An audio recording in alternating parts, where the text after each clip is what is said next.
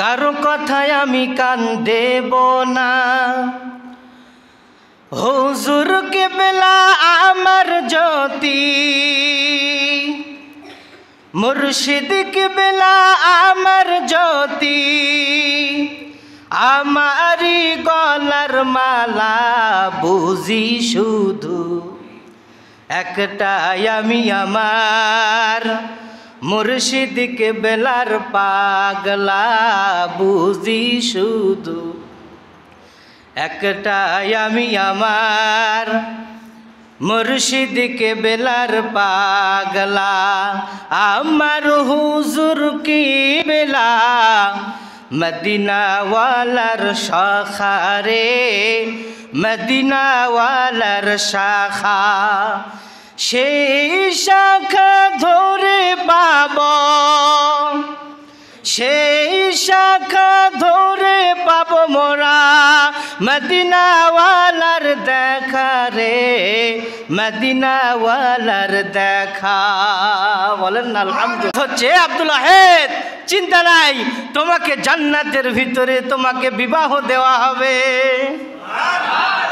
জান্নাতে তুমি যখন থাকবে, জান্নাতে তোমাকে একটা খাদেম দেওয়া হবে, তোমাকে একটি দাসী দেওয়া হবে, তোমাকে একটি সেবিকা দেওয়া হবে, মাইমুনা নামে একটা সেবিকা দেওয়া হবে, তোমার সেবা করবে। বলে আল্লাহ স্বপ্নের ভিতরে জিজ্ঞাসা করছে ওই সেবিকা যে দিবেন সেটা কোথায় আছে? স্বপ্নের ভিতরেই বলে দিচ্ছে, ঠিকানা দিচ্ছে, ইরাকে চলে যাও, অমুক জায়গায় গিয়ে দেখো মাঠে বরকি চড়াচ্ছে মাইমুনা। সকালবেলা ঘুম থেকে জাগ্রত হওয়ার পরে রওনা দিয়েছে, ওই স্বপ্নের ঠিকানা অনুযায়ী রওনা দিল। দেওয়ার পরেই দেখে একটা নেককার মহিলা, বোরকা পরিহিত মহিলা মাঠে ছাগল চড়ায়, ছাগল একদিকে ঘাস খায় আর জায়নামাজের উপরে বসে বসে নামাজ আদায় করতেছে। যাওয়ার পরে দাঁড়িয়ে আছে আর মাইমুনা এদিকে নামাজ আদায় করছে। সালাম ফিরাইয়া বলে, এ খাজা আব্দুল ওয়াহেদ, আজকে কেন এখানে এসেছ? এখানে তো আসার কথা নয় তোমার। কেন? বলে জান্নাতের ভিতরে তোমার সাথে আমার দেখা হবে। বলে ও মাইমুনা, কি করে জানলে জান্নাতের ভিতরে দেখা হবে? তুমি কি করে জানলে, তুমি কি করে বুঝলে জান্নাতের ভিতরে তোমাকে আমার সেবিকা করা হবে? বলে তুমি আমার খবর যেখান থেকে পেয়েছো, যার কাছ থেকে পেয়েছো, ওরে পাগলা তার কাছে আমি, তার কাছ থেকে আমিও তোমার এই খবর পেয়েছি। তোমার সাথে সম্পর্ক যেমন তার ভালো, তোমার সাথে সম্পর্ক যেমন তার ভালো, আমার সাথেও সম্পর্ক ভালো, আমার সাথেও সম্পর্ক ভালো। জান্নাতে নেক আমল করলে নেক আমলের প্রতিদান কি? জান্নাত। হাজরিন, তো আমি আপনি জান্নাতের বাগানে এসেছি ইলম চর্চার জন্য, তরিকতের শিক্ষা, তাসাউফের শিক্ষা অর্জনের জন্য এসেছি, তাসাউফের শিক্ষা অর্জনের জন্য এসেছি। কেন আসবো না? দেখেন, এই শুনলেন কুপ্রবৃত্তির কথা, নফসের কথা শুনলেন। কারণ আলেম তো দুই রকম হয়, আলেম দুই রকম হয়। হক্কানি আলেম একটা আছে, আর একটা বাতিল ওলামায়ে সু একটা আছে। তো হক্কানি আলেমের কথা বাদ দেন, দুনিয়াদার আলেম যারা, কেন সুফিদের কাছে আসবেন? কেন খানকায় আসবো? ইসলাহে নফসের জন্য সুফিদের কাছে আসতে হবে। দুনিয়াদার আলেমের নজর আপনার পকেটের দিকে, কিন্তু সুফিদের নজর আপনার কলবের দিকে। দুনিয়াদার আলেমের কথার ভিতরে অহংকার আছে, সুফিদের কথার ভিতরে মহাব্বত আছে। দুনিয়াদার আলেমের ভিতরে, আলেমের কথার ভিতরে অহংকার থাকে, গৌরব থাকে, তাদের এলমিয়াতের একটা অহংকার আছে।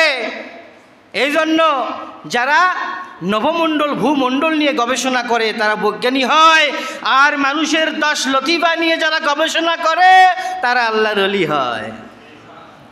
যেমন জালালউদ্দিন রুমি রহমতুল্লাহ আলাইহ অহংকার ছিল না। শামসে তিবরিজ ঢুকলেন কিতাবখানায়, কিতাব পড়ছে। কি করছেন? কিতাব পড়ছি, আমি যা পড়ছি তুমি ওগুলো বুঝবে না। আমি যা পড়ছি তুমি এটা বুঝবে না। অহংকার আছে না নাই? তাহলে আছে তো, আছে। এই অহংকার বিতাড়িত করার জন্য আসতে হবে, এই অহংকারটাকে তাড়ানোর জন্য আসতে হবে। এজন্য সুফিদের দরবারে আসতে হবে। কারণ সুফিরা আপনার পকেটের দিকে তাকাবে না।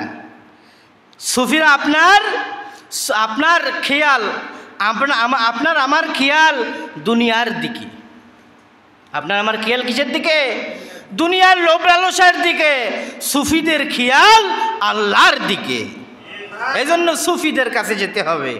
দেখেন খানকায় খানকায় সুফিদের আস্থানায় মানুষ গেছে শিক্ষার জন্য, ইসলাহে নফসের জন্য, পরিবর্তনের জন্য গেছে, যায়নি? খাজা বাকি বিল্লার দরবারে, খাজা বাকি বিল্লার খানকায় এক খাদেম থাকতো, এক খাদেম থাকতো। খাজা বাকি বিল্লার দরবারে মেহমান আসে, বাবুর্চি মেহমান আসে, রান্না বান্না করে খাওয়ায়। মেহমান আসে, রান্না বান্না করে তাদের খাওয়ায়। খাজা বাকি বিল্লার খাদেম বাবুর্চি। তো একদিন কোথাও যেন বেরোচ্ছে, খানকায় মেহমান চলে এসে রাত্রেবেলা। তো বলে বাবুর্চি আমি তো বেরোচ্ছি এক জায়গায়, আমার মেহমান আসবে গভীর রাজধানীতে, খাবার তাদের জন্য রেখো, খাইও।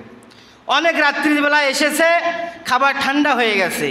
তো ঠান্ডা খাবার খাওয়ালে মেহমানও অসন্তুষ্ট হবে, আমার পীর খাজা বাকি বিল্লাহ অসন্তুষ্ট হবে। কি করি? খরিল আর কিও শেষ, খরিল আর কি শেষ। এবার কি বুদ্ধি? খরিল আর কি শেষ হলো, ঠিক আছে, আমার পীর অসন্তুষ্ট হবে, মেহমান খুশি হবে না, তা হবে না। কাজেই খড়ি না থাক, কিন্তু আমার কাপড় চোপড় তো আছে। বলেন না সুবহানাল্লাহ? আমার কাপড় চোপড় তো আছে। নিজের ট্রাঙ্ক খুলছে, যায় ট্রাঙ্ক লিয়েছে, ট্রাঙ্কের ভিতরে কাঁথা, বালিশ, চাদর যা ছিল, কেরোসিন তেল ঢালে দিয়া আগুন জ্বালায় দিছে, দিয়া ওই তার বাক্সা উপরে সসপেন হাঁড়িটা তুলাই দিছে, দিয়ে খাবার গরম করে মেহমানকে খাওয়াছে। খাজা বাকি বিল্লাহ বুঝতে পারছে, ডাক দিছে, এ বাবুর্চি আসো, আমার মেহমান তোমার ব্যবহারে মেহমানদারিতে খুশি,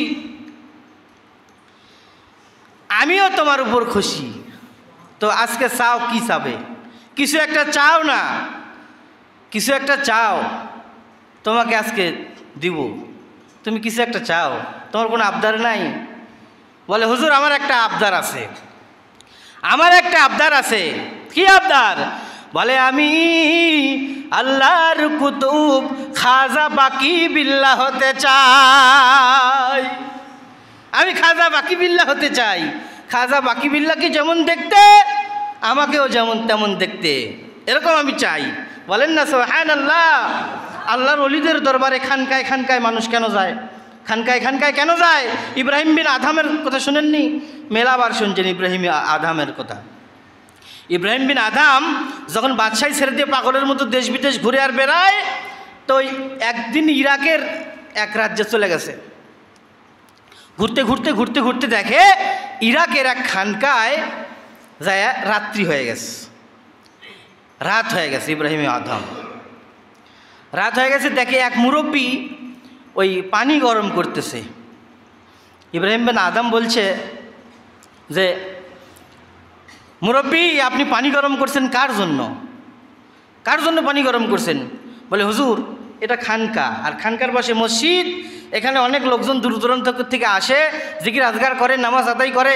ফজরের সময় শীতের দিন উঠে মানুষ কষ্ট করে অজু বানিয়ে নামাজ পড়ে, অজুর পানি গরম করে দেই। কয় বছর ধরে?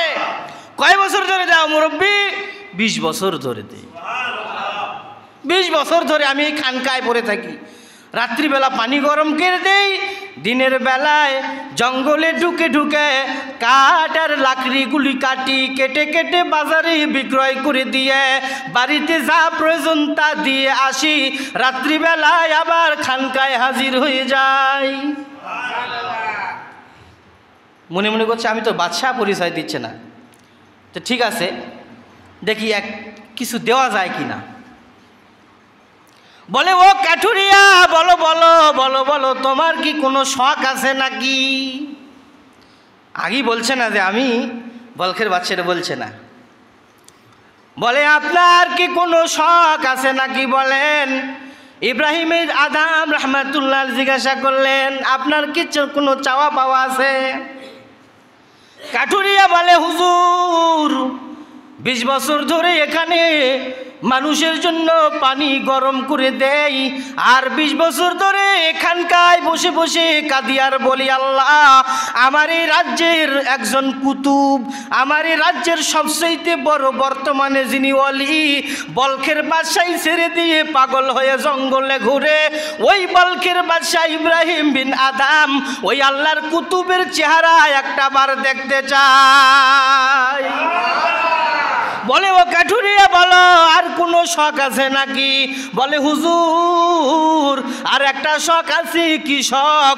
আমি যখন ইন্তেকাল করব আমার জানাজাটা যেন ওই বলখের বাদশাহ ইব্রাহিম আদম পড়ায়, আর আমার লাশটা যেন বলখের বাদশাহ ইব্রাহিম বিন আদম রহমাতুল্লাহ আলাইহি গোসল দিয়ে কবরে নামায়।